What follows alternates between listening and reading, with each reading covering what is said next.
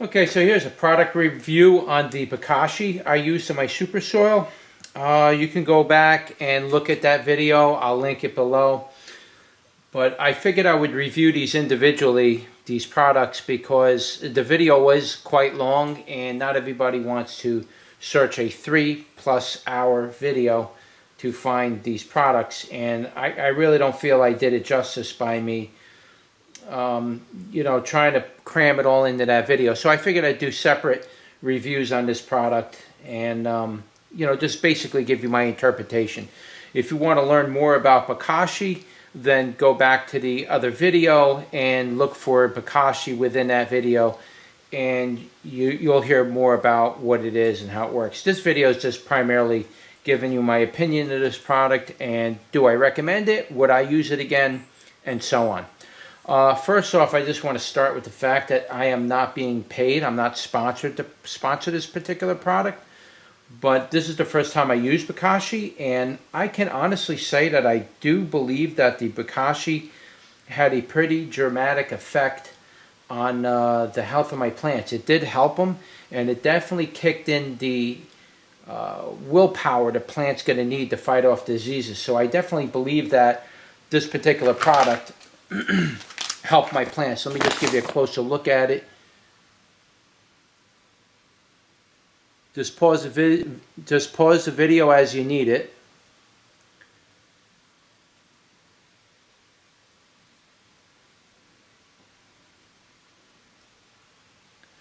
I decided to apply it to my container gardens this year, and I do believe it helped. Now, the only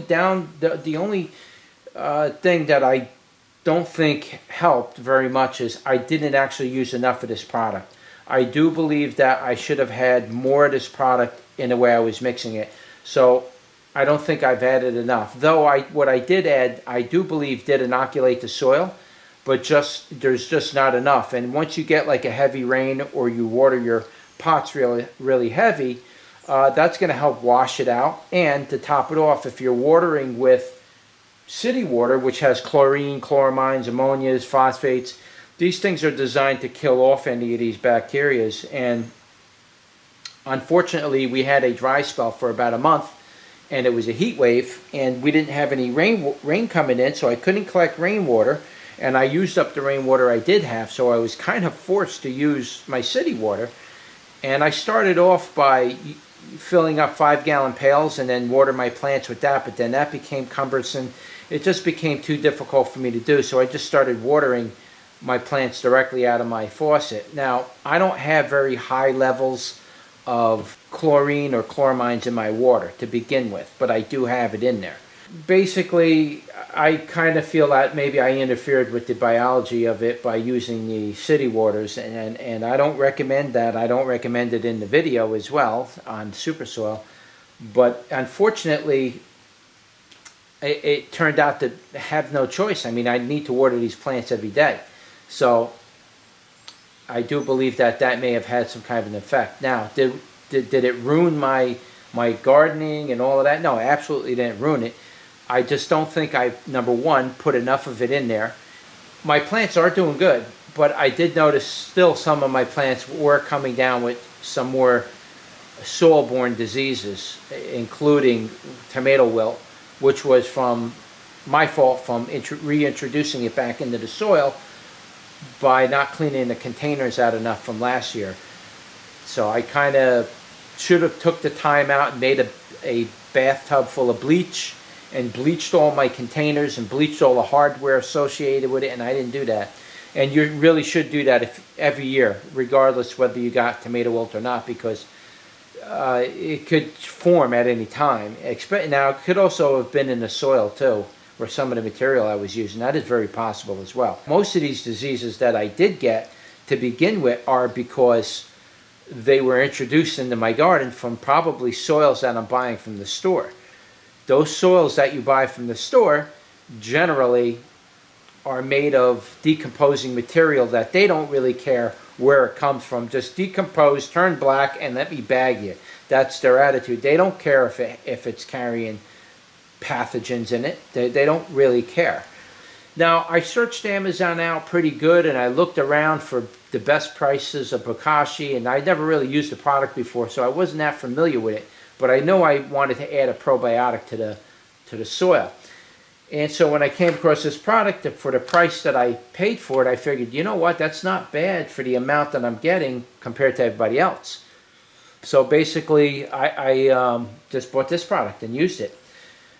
So what I would say to you is, if you're going to try Bokashi, maybe give this brand a try if you want. Or you could even try to make your own Bokashis, but I don't know enough about making your own Bokashi before I can actually tell you, recommend you make your own Bokashi. It can be done.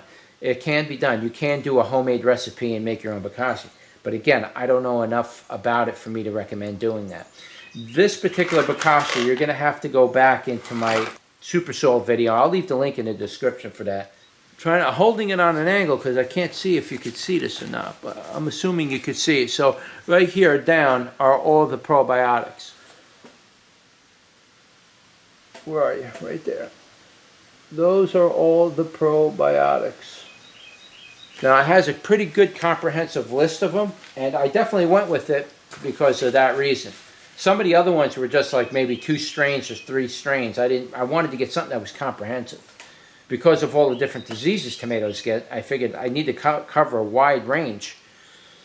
So this one had it. So that's why I went with it. I definitely recommend the product. I like this product. I am going to be adding it next year. The only difference is last year or this year actually, by the time you see this video, if you see it next year, I don't feel that I added enough. I think I should have increased the dose quite a bit. If you're going to add it to soil, you really need to mix your soil very, very, very well. Very well. Because you need to spread that out throughout the soil evenly. If you don't spread it out evenly enough, it's going to concentrate in one area and other parts of your soil is not going to get inoculated. So you really need to mix your soil very well. If you don't want to do it by hand, then you're going to have to rent the mixer and do small batches at a time in a cement mixer or something like that. But you have to mix it really good. Very good. I'm talking real good. Because some of my plants are doing much better than others, and I do feel because I just simply also, more than likely, just didn't mix the soil good enough, though I thought I did, but I was in a rush.